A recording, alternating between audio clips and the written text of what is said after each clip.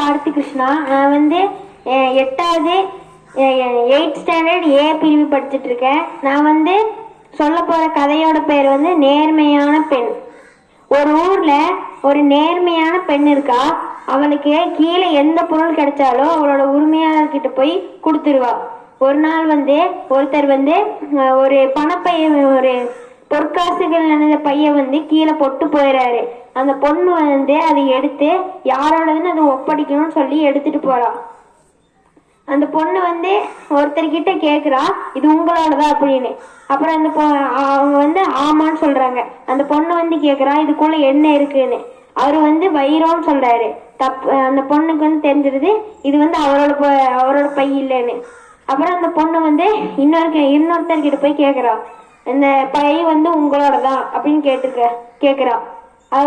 அதுக்கு வந்து அவர் வந்து இது என்னோடதுதான் அப்படின்னு சொல்றாரு. இந்த பொண்ணு வந்து இந்த பைக்குள்ள என்ன இருக்குன்னு சொல்லுங்க அப்படின்னு சொல்றாரு. அவர் வந்து இந்த பைக்குள்ள பொற்காசு தான் இருக்கு அப்படின்னு சொல்றாரு. அந்த பொண்ணு வந்து இதுக்குள்ள எத்தனை பொற்காசுகள் இருக்கு அப்படின்னு கேக்குறா. அதுக்கு வந்து அவர் வந்து தெரியலன்னு சொல்லிடுறாரு. அந்த பொண்ணுக்கு தெரிஞ்சது அது அவளோடது இல்லைன்னு. அப்புறம் வந்து இந்த பொற்காசுங்க அந்த பைய வந்து ராஜா கிட்ட போய் கொடுக்குறா. அந்த ராஜா வந்து முறை செலுப்பி இது யாரோட பொற்காசு நிறைஞ்ச பை அப்படின்னு கேட்கறதுக்காக முறை செலுப்புறாரு. அப்ப வந்து ஒருத்தர் அந்த பையோட உண்மையான சொந்தக்காரர் வந்து வராரு. அந்த ராஜா வந்து அந்த பைய வந்து இவர்கிட்ட கொடுத்துறாரு.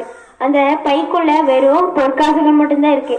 ஆனா அவர் வந்து அதுக்குள்ள 2 தங்க கட்டிகள் இருந்துச்சு அப்படின்னு சொல்லி பொய் சொல்றாரு. அப்புறம் வந்து அந்த ராஜா வந்து அதை பொய்ன்னு கண்டுபிடிச்சிடறாரு. ஏன்னா அந்த பைக்கு ஃபுல்லாவே தங்க காசுகள் தான் இருந்துச்சு. தங்க கட்டிகள் வைக்க இடமே இருக்காது. ஏன்னா எதனா அது பொய்ன்னு சொல்லிடுறாரு. அதனால ராஜா வந்து அந்த பொற்காசுகள் நிறைஞ்ச பைய வந்து அந்த பொண்ணுகிட்டயே கொடுத்துடுறாரு. இதோட கருத்து என்ன தெரியுதுன்னா, பேராசை பெருநஷ்டம்.